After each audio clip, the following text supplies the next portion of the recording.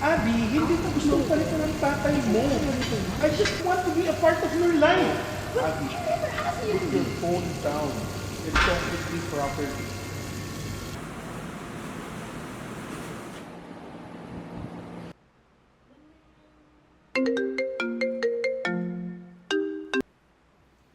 Oh, mahal, kamusta na?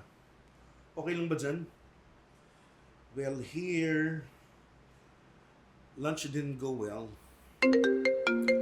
Kumain naman si Abby, kaso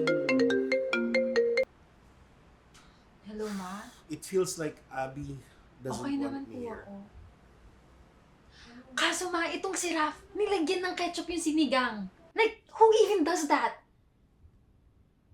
Hindi naman sa ayaw ko siyang makasama. He's just so assuming and he's trying too hard. Anak, pagpasensyahan mo na siya. I know he's new, and I'm sure he means well. Pero Ma, he's so pretentious and he acts like everything is normal. And he even demands things from me. Sinabihan ko lang naman siya na ibaba muna niya yung phone. I was trying to talk to her. Pero mali ba yung ginawa ko? I don't know what's up with him, but he loves being pushy about what he likes.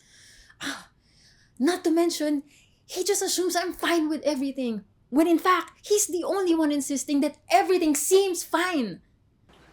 I just want to be there for her. You know, I take the initiative and try to help out whenever I can. Because I care. Naiintindihan ko naman na gusto niya makisama. Pero minsan, it's just too much. I just want space, and I want him to understand that. But the way he keeps bothering me, it's just so frustrating. Naintindihan kita, nak. Pero I know you, Abby. Eventually, you'll understand na kailangan mo din intindihin si Raph. I know he doesn't understand you well yet, but he cares about you a lot. So can't you give him a chance? Okay, Ma. Sige, I'll try. Love, you should talk it out. I want you both to be comfortable with each other. Hindi lang yung tinotolerate nyo ang isa't isa. Okay, mahal. I will do my best. Mag-ingat ka dyan, ha? Okay. Bye.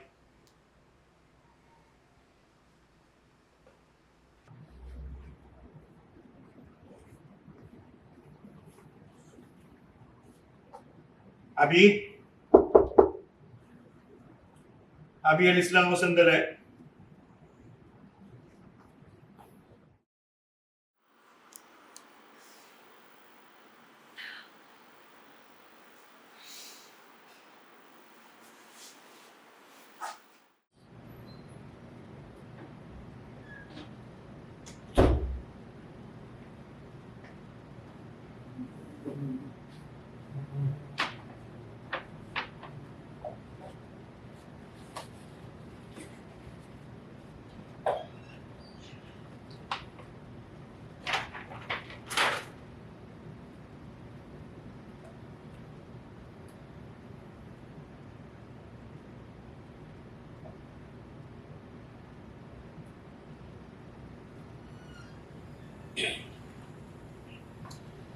Sarap ba yung cake, Abi? Oo! Don't stand up!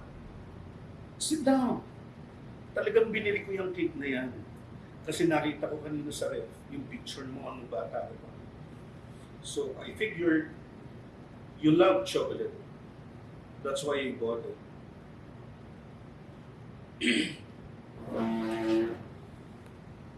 Abby, look. I know we've had our disagreements. And given na baguhan pa lang ako sa family ninyo, I know this setup is also new for you. Ayoko na mag-away tayo.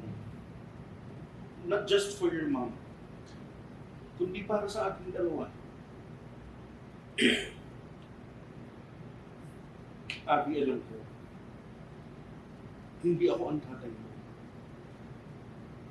And I know na may mga pagkakamali din ako sa'yo. Kaya gusto ko sanang humingi ng tawad. Abby, I'm really sorry. Yung sa nagawa ko kanina, hindi ko naman sinasadya lahat yun. Sa totoo na. I didn't mean for things to get like this. For it to become difficult for you. I grew up without a dad. Sanay ako na kaming dalawa lang ni Mama. Nung dumating ka, I actually didn't know what to feel. Happy? Confused? Things will change. But I know, deep down, na masaya ako para kay Mama. That she's choosing her own happiness for the first time. And that's you. And I know, nag-overreact ako kanina. Pero please don't hate me. I didn't mean to offend you earlier. Ginagawa ko yung studies ko kanina and all this academic pressure really stresses me out. I study hard, not because I want high grades, but because I want my mom to be proud of me. So, I'm sorry too. So, Abby, I didn't realize na ganun pala kabigat ang nararamdaman mo. Akala ko ayaw mo lang sa akin. But now, I understand. I'm sorry. Nagkamali.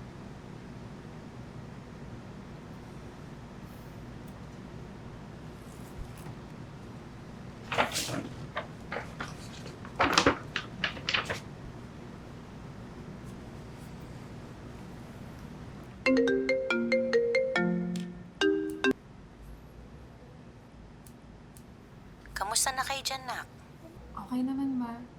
We're good. Okay, pauwi na ako ha. And guess what? I stopped by your favorite bakery and bought some chocolate cake. Thanks, Ma. Can't wait.